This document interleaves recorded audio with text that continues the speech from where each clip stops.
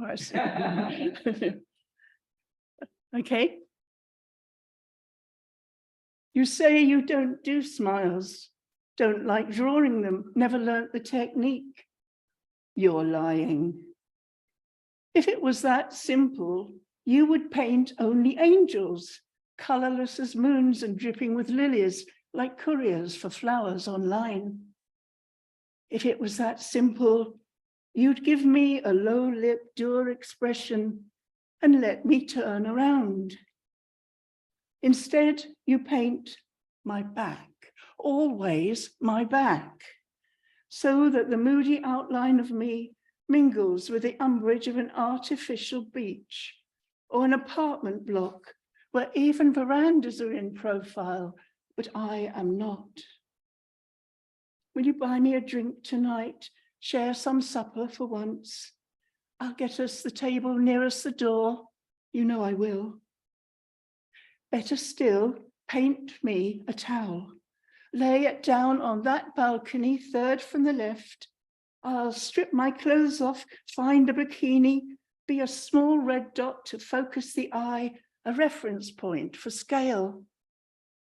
Not your style? You say you like your canvases minimalist and bleak, silence in a bloody, anguished world. So if love in the sand dunes isn't for us, then I may as well be faceless, sparse as spinifex grass. And since there's nothing to be happy about, I'm glad you never do smiles.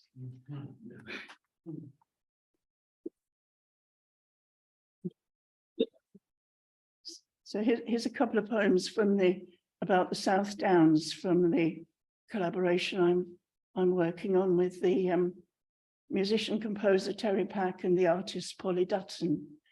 And this first one is called Long Man of Wilmington. And on the hill, carved in chalk, there's this huge figure, and nobody knows who carved it, how long it's been there. And there's lots of theories and lots of legends and stories about the long man as well. But he is rather magnificent and quite imposing. Long Man of Wilmington. Out of the hill you stride, long man, a silhouette, faceless, thin and bare. Around you, ghosts, a dream of chalk, whispers in air.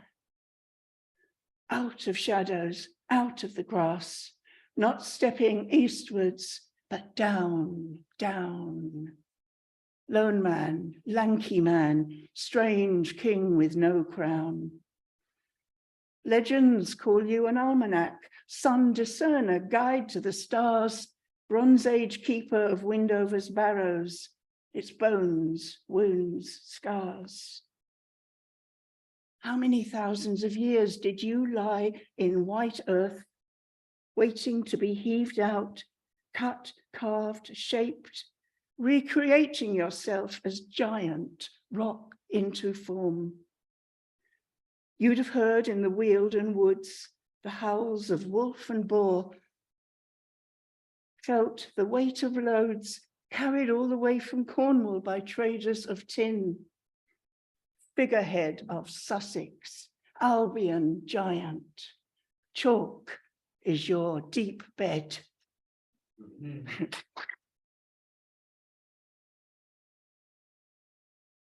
There's a rather magnificent painting by Eric Revilius of Long Man of Wilmington.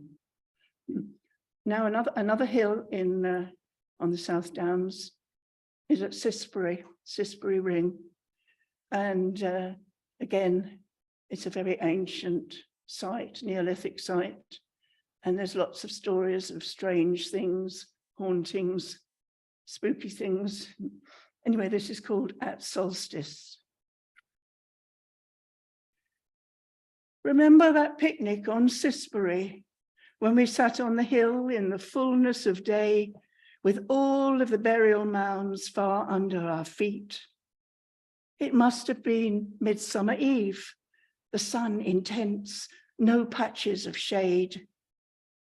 How the contours of green dissolved in our words.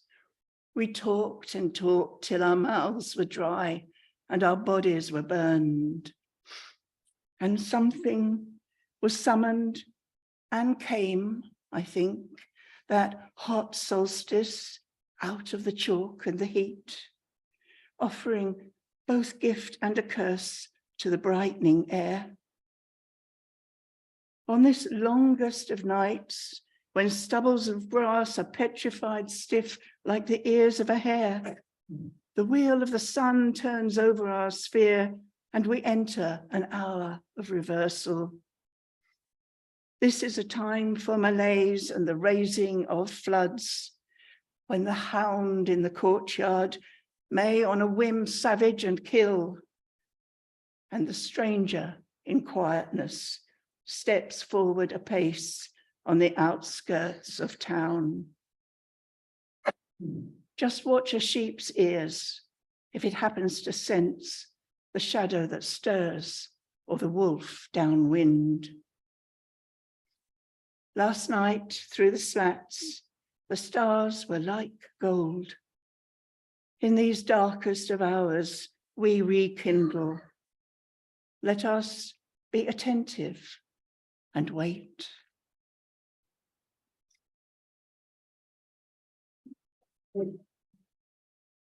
And this is the one I think that was put on the website, The God of Allotments.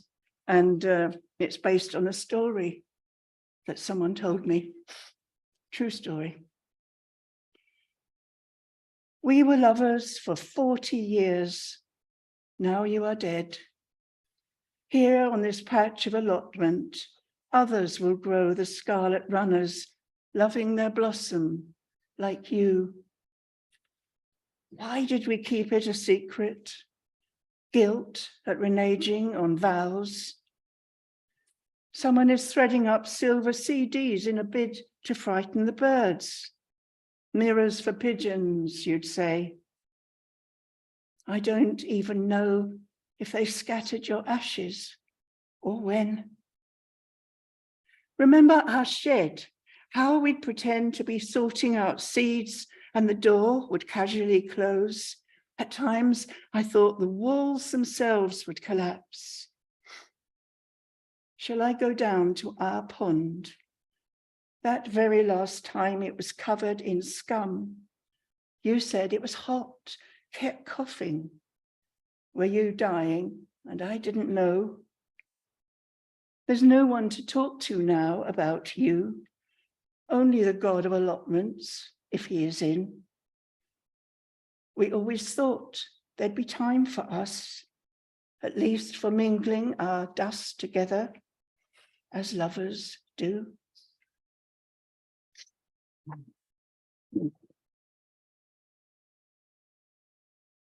And this is the title one from my collection, All the Invisibles.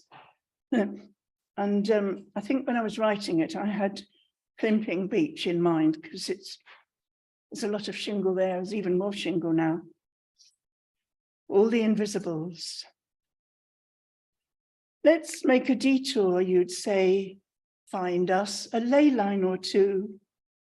I was used to this.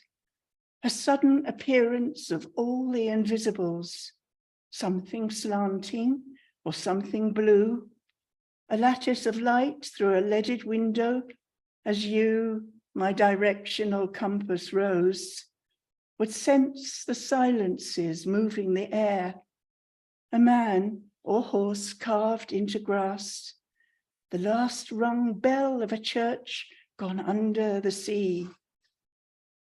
On quiet, hot days, with a feeling for tides, this was an island that quivered with maps as we wandered the way of the shell, even droppings of gulls on the shore or pebbles mottled and bleached by salt were seen as offerings, meant as a token, private, intimate gifts. So when did the music of those silences turned to a canticle scribed with a thorn. While I was looking at runes in a feather, you fell in love with the whiteness of chalk, the long, slow curves of a pale green land, a languorous stretching of hills. And I am left on a shingle beach with nothing but empty spaces around me, and nothing is moving the air.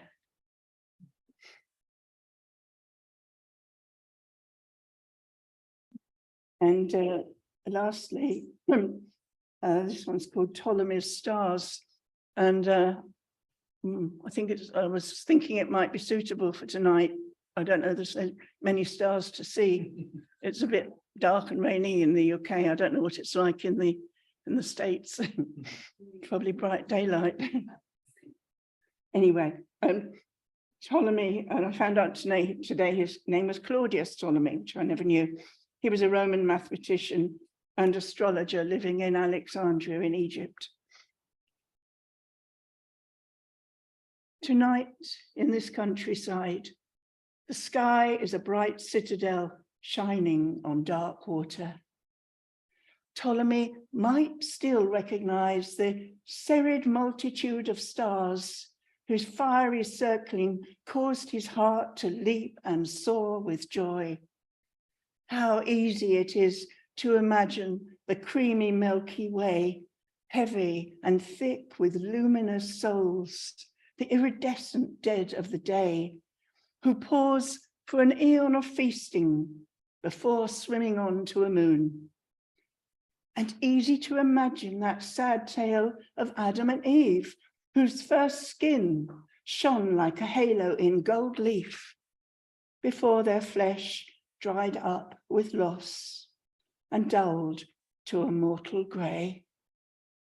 A departure of shine for them and for us, as we stagger and doze, are wounded in sleep, unaware that as dreamers, we are becoming extinct. Tonight, there are many stars in this firmament. A salmon, essence of silver, glitters in its own dark sea. How luminescent it is, and vulnerable. Many thanks.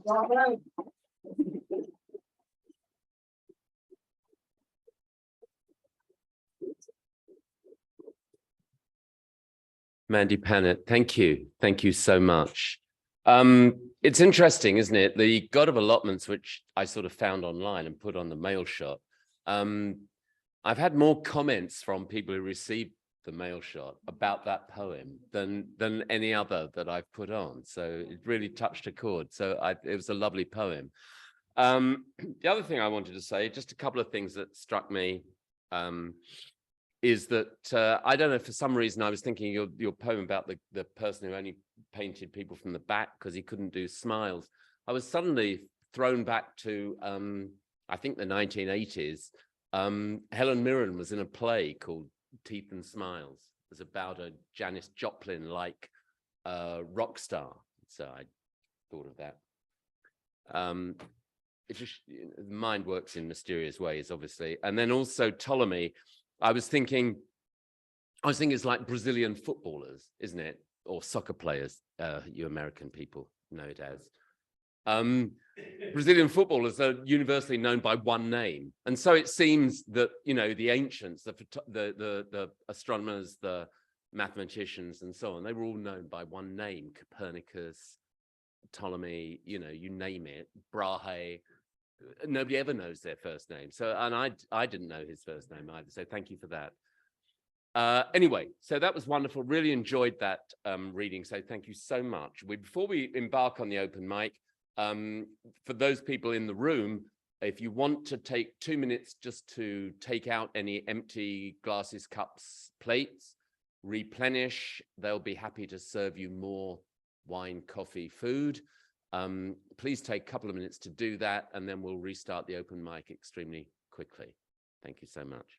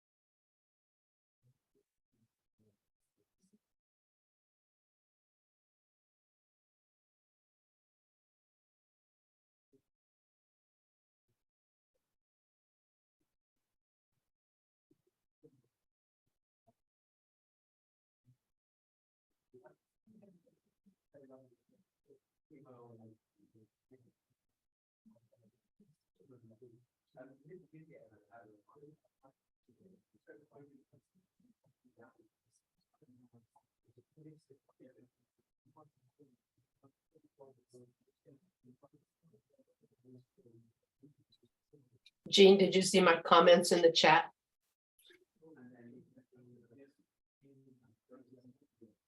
No, I didn't. I can't do two things at once. Got it. I love that she ended on the word vulnerable. That really just did something to me. the whole thing. You know. How are you?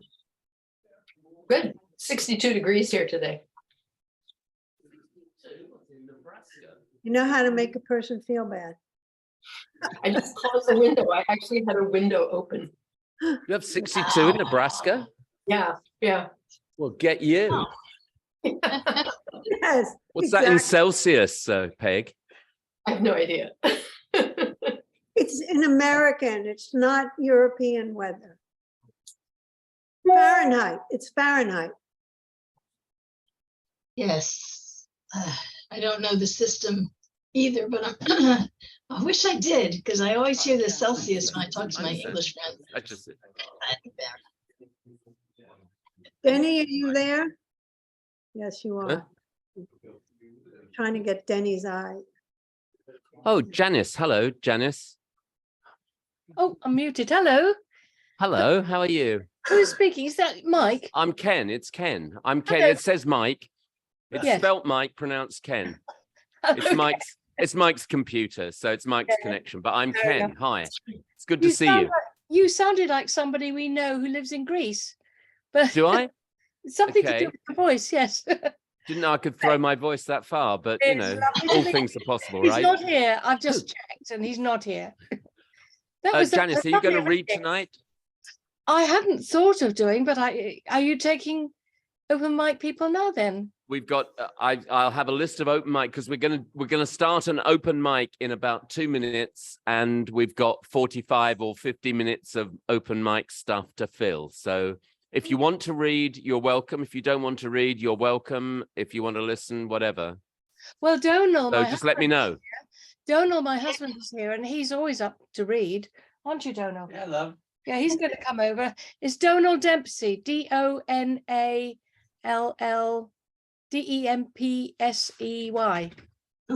And Okay. he'd love to read. I'm Janice Dempsey. Yes. Hello. So Donal would like to read.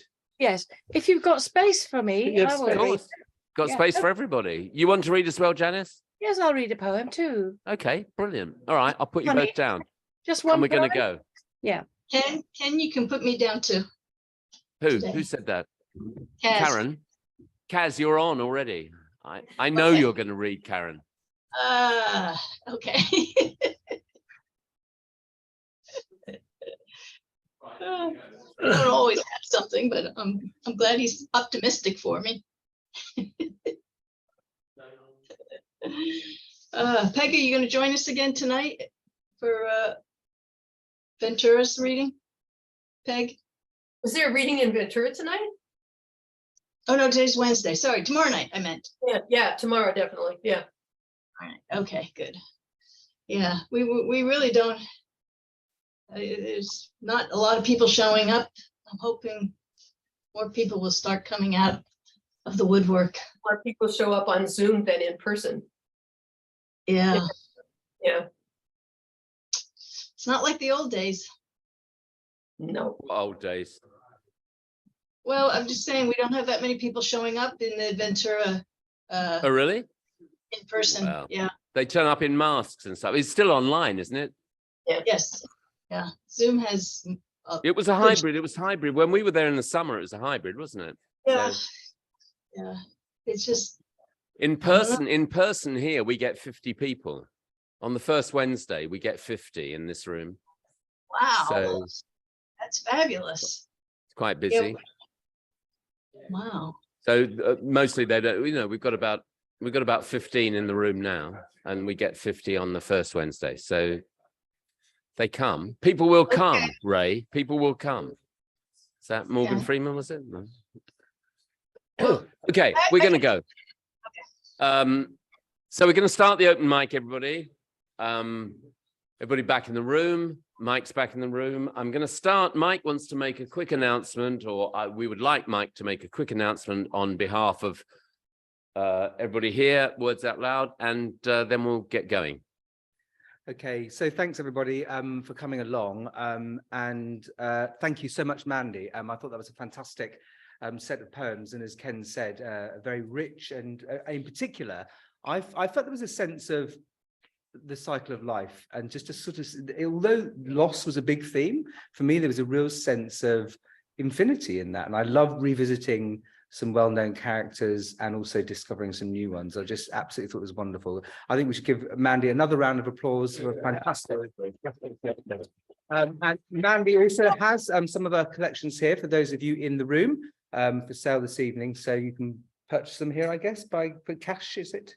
Yeah. Amazon. Oh, and on Amazon. Yeah, I guess so, yes, or direct from me. Direct from Mandy, yeah. Fantastic. No, don't give the money to Amazon. Well, I'm No. thinking of the people in the States who won't be able to call in. Yeah.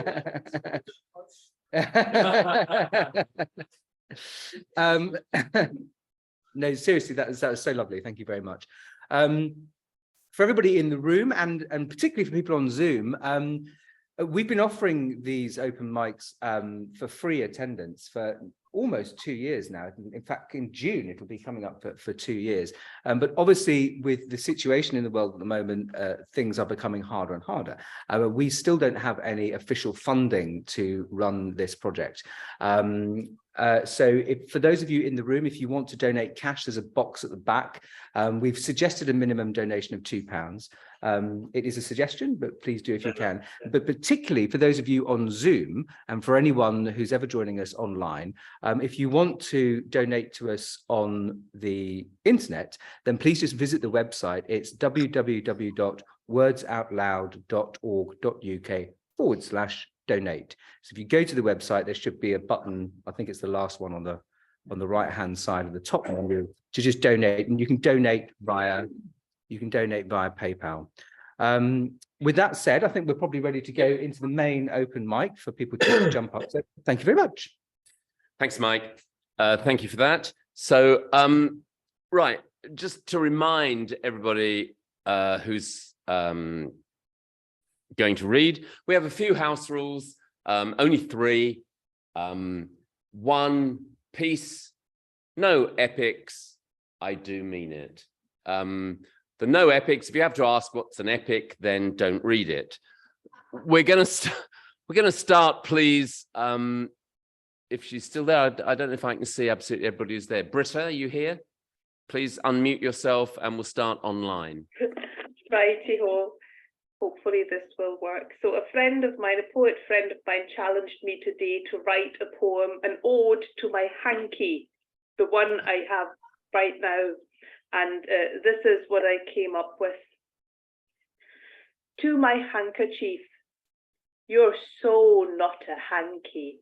You're more, my core, my oracle, the most beautiful, intricate fold origami kept close in the pocket of my soul.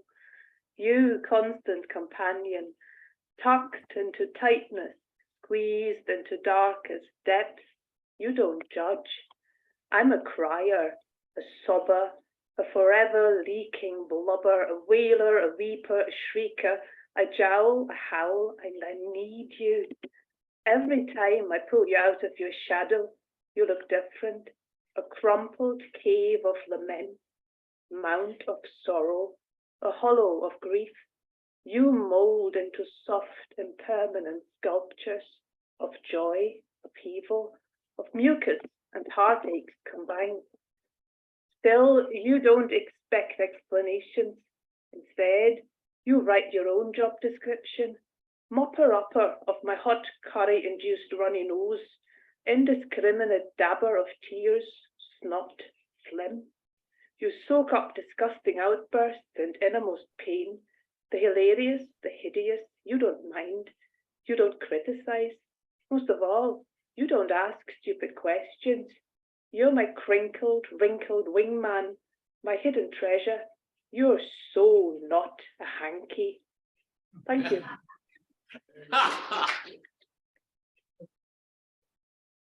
Love it. Thank you. I hope that went down well with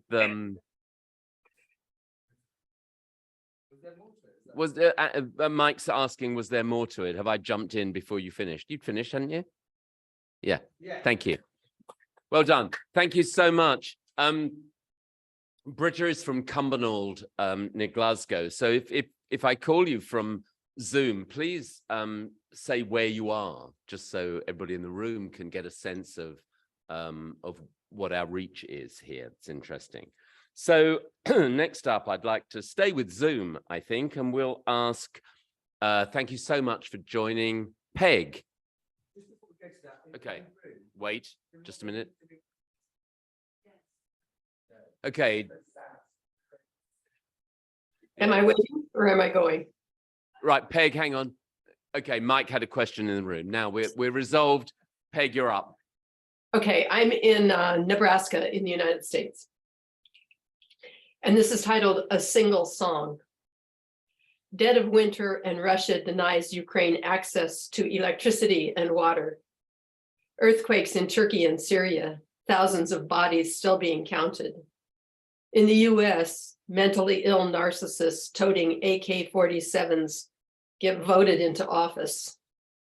My foundation flounders beyond comprehension until a poet writes, he fell apart when Bonnie Raitt sang at the Grammys, bursting the dam on suppressed emotions, his heart overflowing with love notes, weaving through time and terror in the voice of a single song, awakening life in the dark of night. All right. Thank you. Thank you, Peg. That was great. I saw on the BBC News today that the wonderful Ron DeSantis is saying that the Russian thing in Ukraine is it's just a territorial dispute. Good God. We're sorry.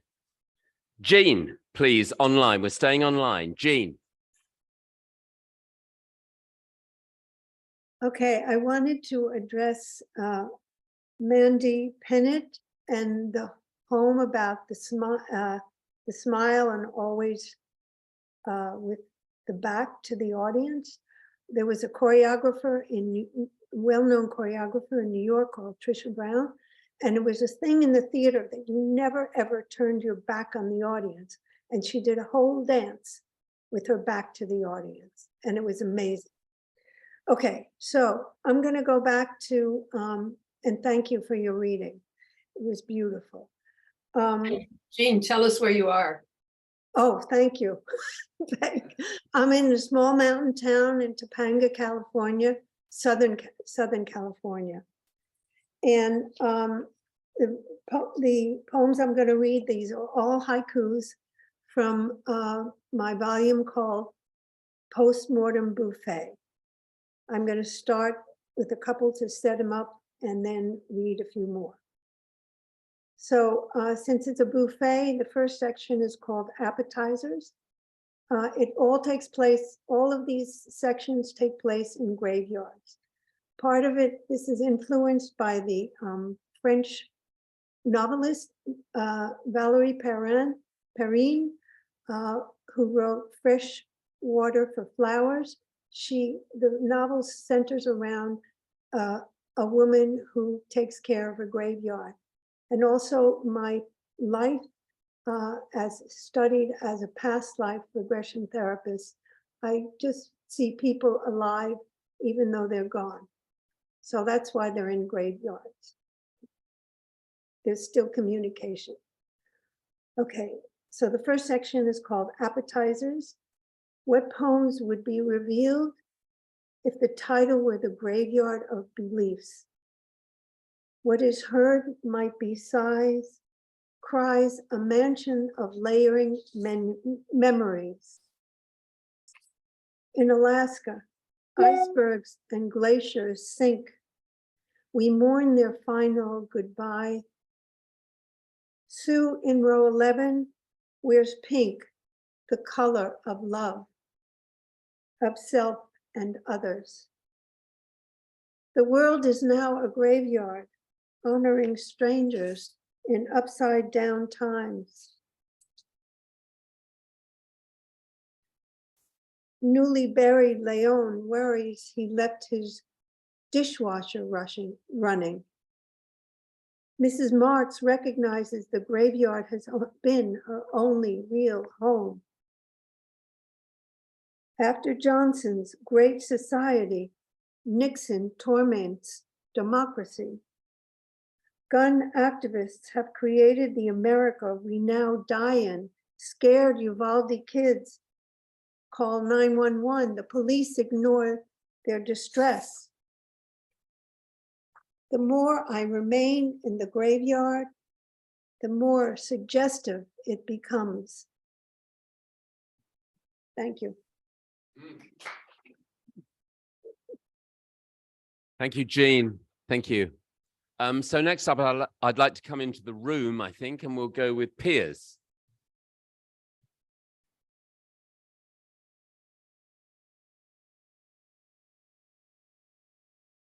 Thank you, Ken.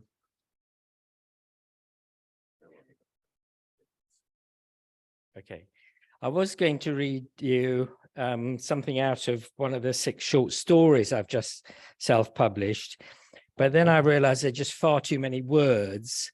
It wouldn't turn into a long saga, but it would be too much. So it will be an epic. It is an epic. It's worth reading, but you know, in your own time. So in fact, I've realized there's a difference between writing novels and writing prose poetry. In the prose poetry, you cut out all the superfluous words. Okay, so we're going off with a story about Celia, written from Celia's point of view. I left my home in the Norfolk Broads, moved to Chichester. I was an apprentice at Rolls-Royce, studying for a degree. That was when I met Simon, who was also studying with me at Rolls-Royce. He soon became my boyfriend. In our second year, we took a house in North Chichester with Martin, a drama student. He invited Denise into the house, and they soon became an item. She too was a drama student. They were rehearsing Romeo and Juliet. Summer days passed rapidly, swimming in Bracklesham Bay, sailing in Chichester Harbour. Denise was a wild child, such fun to be around, a practical joker. When we went aground, Denise jumped overboard and pushed us off the mud. She swam like a seal, a fish, or a mermaid. Martin dog paddled, coughed and spluttered and nearly drowned. Denise saved him. She was so beautiful. I loved her. She was an abstract image to me, representing movement, sunlight on water, like droplets running off a brown back or long blonde hair. Martin moved out of the sitting room and into her bedroom. It seemed like they were planning their lives together. At least that's what Martin told me when we discussed it later after the funeral. Thank you. Yeah.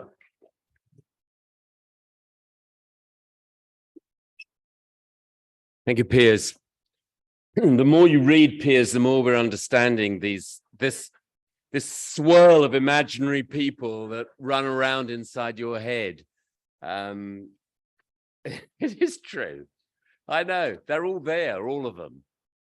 Okay, next up, we'll stay in the room, I think, since just because.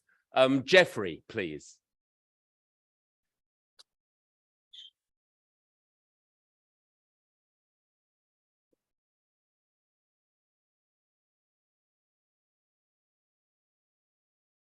Right, there's one or two unusual things about this poem. First of all, I don't usually enter competitions very much, except for Barras and the Slipstream one, just the local ones, and occasionally one up in Scotland, which is run by the chap who runs the magazine called Quantum Leap. And what's more unusual, I actually won a prize. So, and another thing that's unusual, I don't usually write about environmental issues because I think so many poets are writing stuff like that at the moment. So for this competition, it's a special competition to celebrate 100 issues of Quantum Leap. It's based on a little island, the Isle of Bute, up in the Firth of Clyde. So, and I had to include the words, this is a rule of the competition, she waits in the shadows, as that's got to be included in the first line. So I sat and thought, spirit of Gaia. She waits in the shadows of burned down forests and desecrated trees, in emptied underground caverns, gas and oils burnt wastefully, so depleted. In the depths of plastic-coated, warmed-up seas and oceans, all finally diseased. In industrial poundings, echoing in shafts and tunnels, once rich with mineral seams. In titanic bodies of waters, imprisoned by dams, at one time rivers that flowed free. In soils of bloody battlefields, fruits of man's ceaseless taste for war, or so it seems. She waits in the ghosts of towns and cities, and among other derelict monstrosities, in anticipation that man's egoistic deeds will, in the long run out of steam, when she'll need to heal her world unhindered by humanity. Okay, thanks. I'd just like to mention for anybody here who might be interested in joining a new, what is virtually a new poetry group in Arundel. We have a new group, Swanborn Poets, up and running, first main meeting next Monday, and we meet at the Arundel Museum, 1:15. So anybody who's interested, have a word with me. Thanks. Thank you. Thank you, Jeffrey. Jeffrey, if you'd like to email me about the new group, then please, I'll make sure I push it out wider. Thank you. Okay, Quantum Leap, that was a TV program, wasn't it? Yeah, I thought so. I remember that. I remember it vaguely. It was about, yeah, time travel. It was, yeah. Oh, no, I mentioned that last week. Last month. Okay, let's go online, please. Caroline. Please unmute yourself and make yourself known. Hello, I'm Caroline. I came to hear Mandy, and so it's really nice to have an opportunity to read a poem. I'm going to be reading from a publication called Fault Lines, and it's really nice to see my publishers are here, Janice and Donal, online as well. This collection, I mean, I live part of the year in Italy, and this collection came out of an earthquake that I experienced. And I've explored in this collection the sort of metaphorical as well as the physical aspects of it. I'm reading it now also in memory, I suppose, of some of the earthquake victims in Turkey and Syria, although I should say that the dead in Italy in 2016 numbered hundreds, whereas Turkey and Syria, it's somewhere near 50,000 now. The breach. At 3:36, The earth heaves us on its back and strikes our bedhead against the stone wall like a gong. We leave our doors open when we run. Arquata del Tronto, Amatrice, Accumuli are dragged down. A campanile slants over rubble, its clock hand stuck at 3:38, by which time a child's gone, 1 foot shoeless. A son on leave from his good job in Rome, aunt's cousins gone. Hilltop towns, a war zone. Elisabetta leaps from a second-floor balcony. Her father catches her in his arms and can't let go. A grey-robed, blood-streaked nun calls "Un angelo" when a dusty, wingless lad pulls her free. Tectonic plates approach Europe. Le Marche moves northeast to Venice. Lazio shifts in the same direction, but lags behind. Our past and future fall in. Now in a hostel, refugees donate their pocket money. Volunteers scrape at granite and travertine. Like tracker dogs, they must learn to sense a pulse. Thank you.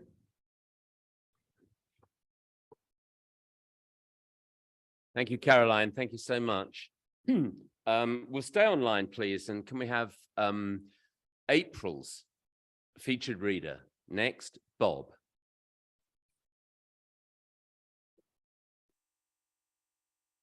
Bob Renard. He's there. Is he there? Bob, you there? Hello, Bob. He's not there. He left. Oh, okay. Moving swiftly on. Bob may have had to pressing needs elsewhere. Maybe floods. He's in Oregon. Okay, we'll come back in the room then now. I'm going to invite Lydia, please.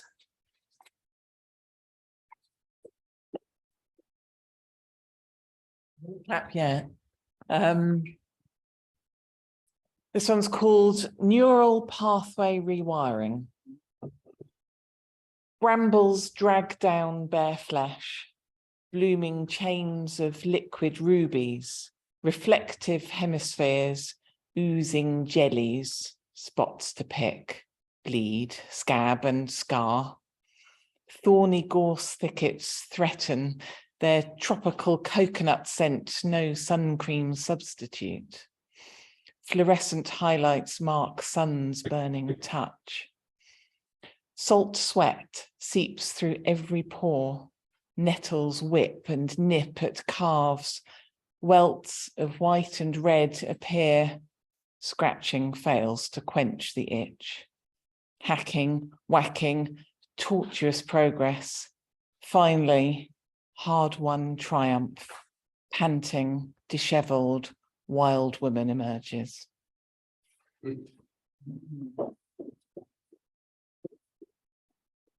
Thank you, Lydia. So we'll go back online and Janice and Donald, since you're on the same link, can you fight amongst yourselves as to who wants to go first? But if you both would like to read one after the other, we'll be overjoyed. Thank you. She won. Right. Okay. We're in Guildford, by the way, not very far from you. So this is called Insomniac. I dreamed I was insomniac, caught up in feathered arms of an angel whose existence I doubted in waking hours. I held a mirror to his terrible light. On the angel's face ran scars. His makeshift armor had worn thin. The angel was tired. Outside the window, a jungle city stretched to the horizon. We glimpsed a silver river between jagged monoliths. We both were solemn, he questioning why I dreamed of sleeping. Sleep is never wicked, I replied. They say that the just sleep well. He sighed and closed his eyes. I watch the people sleep, he said. The unjust sleep the soundest. No doubts nudge them awake.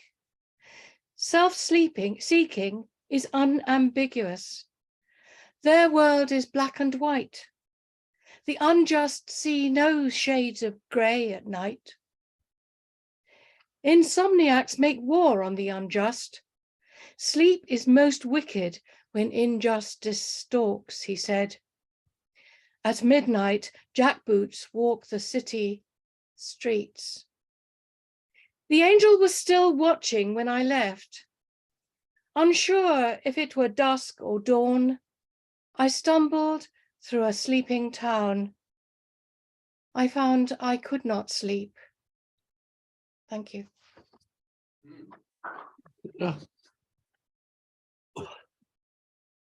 Me now? You now. Yep. This is called Ball Goes AWOL. The ball is laughing. It is having a great time being thrown against the wall. Whee! Screams its trajectory. Parabola, parabola, parabola, hollers the ball. I throw it towards the wall and the wall throws it back at me. Ball and wall and I having a fine old time. Again, again, shout both ball and wall. It is a fine thing for a summer day to contain. Human, ball and wall all enjoying the moment intensely. Memory will warp the reality and morph it into the movie continually replaying, as if all happiness exists in this little snippet of time and space. Sam the collie leaps through the air and with perfect timing catches the ball in his mouth. Ah, ah, screams the ball. Damn, damn, shouts the wall. Hey, I holler, hey. But Sam is gone, smiling all over himself. Where he drops the ball, I never get to know. The ball has gone AWOL for well nigh over 50 years now. The wall is no longer standing. Sam is now only a black and white photo. Only I and the moment keep happening in the attic of my head. Thank you.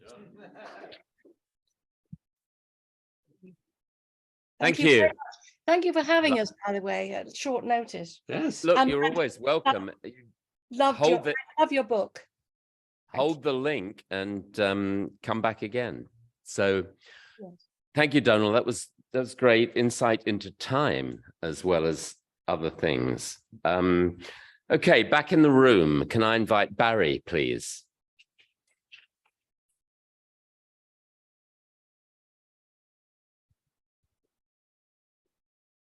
Well, hello, everybody. And speaking here from Chichester on the edge of the South Downs, just flag up the South Downs Poetry Festival competition for the fabulous Binstead Prize. We welcome local and international entrants. I'm going to read a poem inspired by music, particularly the music of Van Morrison, and the idea, sort of quite scary idea of Russian roulette. This is in the form of a sonnet, which I do not usually write. Spinning time. Van the man singing on the radio about playing Russian roulette with the mind. And I'm there way back when, a long time ago, gambling with the heart and dealing aces blind. We met at some smoky party one night before the world was fixed and set in stone, but we parted under the blue station light, heading out along those distant tracks alone. Now time has flowed down that restless river, and plenty of driftwood has washed to the sea. But the only branches that I remember were hewn from the trunk of the living tree. And every throw of the dice has led me to this. The spinning live bullet is triggered by a kiss.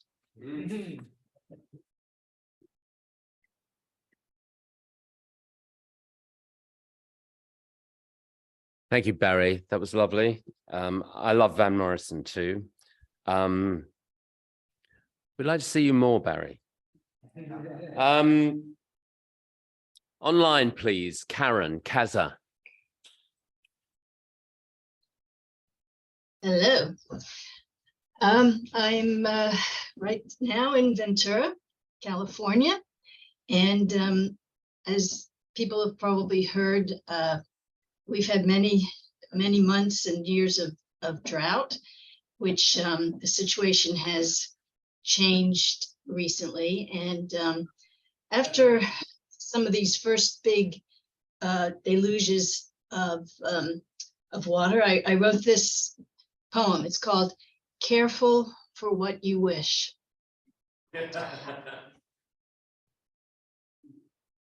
What? Somebody can? I'm okay. All right. You're all right. Careful for what you wish. Weighty clouds darken fields and homes, hover overhead, promise earthly delight. Plants and trees quiver at their sight. Even the blades of grass tremble. The long wished for rain has arrived at last. After a while, the still brown grass and plants can take no more, and the floods begin. Dried out trees drink up, become heavy laden. Crashing limbs, falling rocks, overflowing riverbanks leave swaths of destruction. Like guests who overstay their welcome, a lover who starts to cling, beloved grandchildren who endlessly want to play. Sometimes you just want to say, enough. Thank you.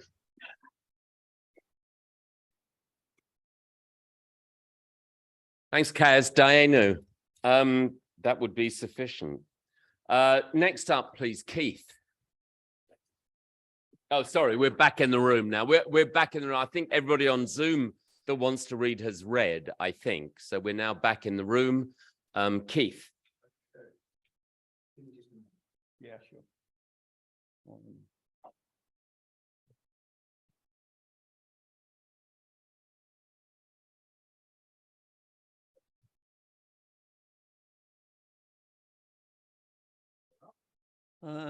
This is what I read in 2012, quite an iconic year, actually.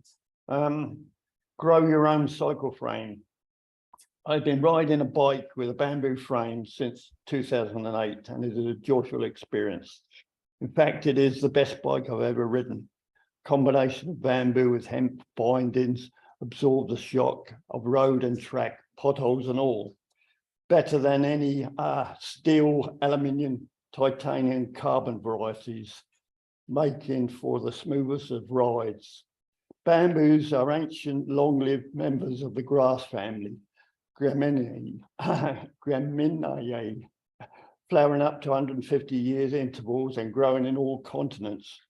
There are about 1,000 species that reach heights of 130 feet. In the tropics, the range is extraordinary, varying in thickness from 1 millimeter in diameter to 12 inches.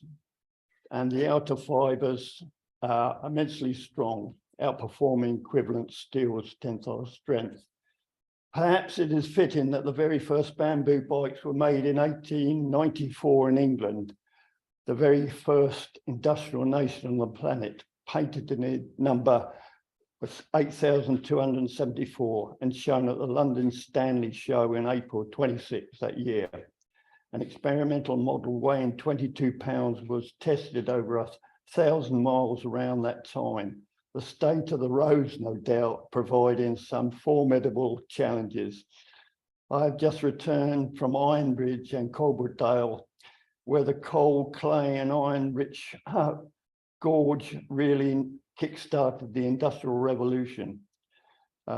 Ironically, on a rally, a steel bicycle in the 18th century, and set us on a dangerous cycle of destruction, resulting forging and of the monstrous machines now stalking the earth, rapidly approaching 1 billion in number.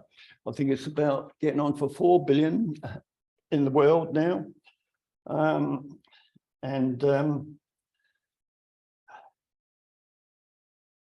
But it's made us iron masters, not iron masters, but slaves of us all.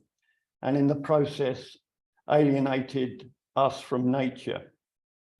Could we possibly reduce our carbon tire print further still by constructing bamboo, wooden, human-powered conveyances in this country? It would be a wonderful project for Transition Chichester to have a go at, and utilising thousands of discarded cycles in parts I've seen on my travels, perhaps.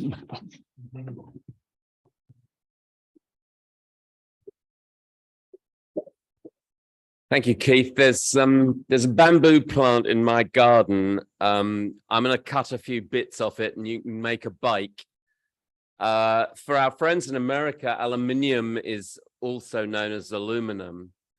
And I did, when I taught in California for a while, and I found, because my students were always trying to make me say aluminium, and I would refuse. So they'd go, you know, oh my God, it's chemical element or atomic number 13.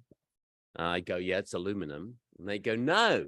Anyway, whatever it was. But I found a dictionary, 1850 something, an American dictionary, where it was spelt aluminium. So I firmly believe that Americans are pronouncing it aluminum because of a typo. I'm absolutely convinced, and you will not convince me otherwise. Mike, you're up next.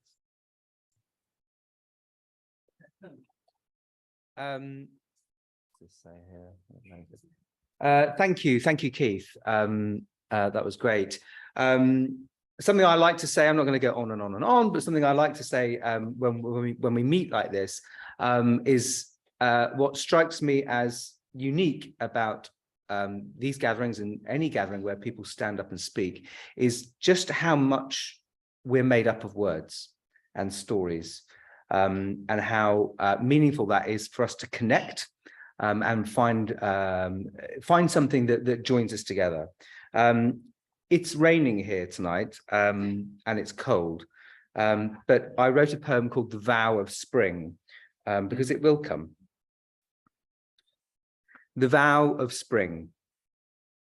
I promised I would wait here for you while the world was cold and sleeping. I've never been very far away, just hidden under your feet. I've been watching you through the winter. That night you fell asleep crying, I planted 1,000 crocus bulbs in St. Matthew's Park and sprayed daffodils along the hedgerows. And when your heart began to crack open the day your mother died, I prepared meadows scattered with wild, raucous flowers and put an oak tree in the center of each one. I never go away, only wait to rise again and bring with me the colors of your suffering transfigured for the season. There is a reason the earth is round and the sun and the moon is too, and a reason the ground is fertile with other versions of you. I found you again, like I do each year. I promised I wouldn't go far. So rejoice with the lamb, with the meadow in bloom. Rejoice, for I am here.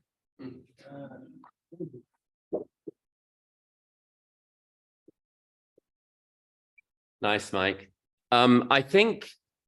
I hope, unless, I mean, if you want to, if I've omitted anybody who wants to read, please say now. But I think we've heard from everybody that wanted to read. I have one. Unusually for me, I've written it recently, which I've had as they say, a dry spell. I haven't written much lately. So here it is. Jeffrey, I'm intrigued. You say quantum leap. So I'm reading The Order of Time by Carlo Rovelli, who's an Italian physicist who leads a group studying quantum gravity, if you ever heard of such a thing, loop quantum gravity, I should say. And I've also read Helgoland by the same author, which is about the Werner Heisenberg and others who sort of sowed the seeds of quantum physics. Yes, indeed, Schrödinger. And Erwin Schrödinger. I mean, unlike the Brazilian footballers, these guys have first names and I know them. So Erwin Schrödinger, yes. So this is called Limbo.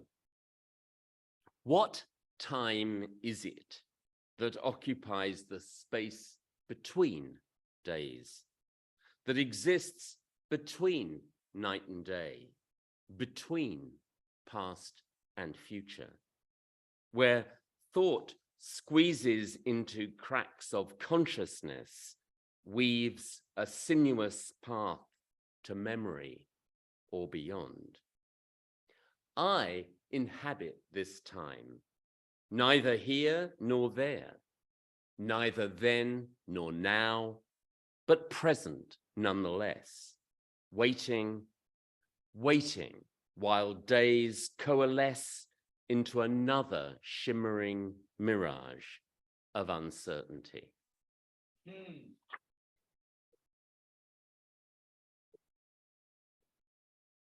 And so we come to close. We have some announcements. Den, do you want to come and make those, darling? Thank you. And Barry, if there's anything that we've omitted, then please follow on and remind us what we haven't said. Hello, hello. First of all, before we have a few announcements, but first I'd like to invite Barry Smith back to the podium. Yep, start with Barry, and to tell us more about open mic poetry and to talk a bit more about the Binstead Prize, if you wouldn't mind, Barry, and then we'll close with a few other announcements. Thanks. Well, the Binstead Prize is the most prestigious prize for poetry in the UK and possibly in the whole world. It's named after the tiny village of Binstead, just outside Arundel, which holds an annual arts festival. But we've adopted it in the South Downs as the headline name for our competition, because we like small as well as big. Our distinguished judge is Wendy Klein, an expat American poet, ex-psychotherapist, very astute and very well versed in distinguishing the excellent from, well, the not quite so good. So she'll make a great choice. Open mic poetry runs in Chichester alongside the Wagtail open mic poetry, and we happily coexist. We're at St. Martin's Organic Coffee House and Tea Rooms tomorrow at 5:30. It's free, everybody's welcome, and the coffee and the cakes are, as I say, totally organic. But not free. But not free. No, you got to pay for them. In the New Park, which is our regular home on the last Wednesdays of the month, on March the 29th, we're absolutely thrilled to be welcoming Robert Hamburger, a really distinguished gay poet with a fantastic track record of writing. He followed the journey of the poet Jongleur along the Great North Road, sleeping rough and writing poems. So everybody welcome to the New Park on Wednesday, the 29th. Thank you. Thank you, Barry. Thanks very much, Barry. Couple things to thank everyone who was at the Anchor Bleu in Bosom with our themed writings and readings about spring. So thank you for that. Our next open mic, live open mic, sorry, our friends in North America and other places, 6:30, the 5th of April, first Wednesday of the month, and come along and grab a chair because we tend to number around 50 people now on our first Wednesday. So do get here in good time.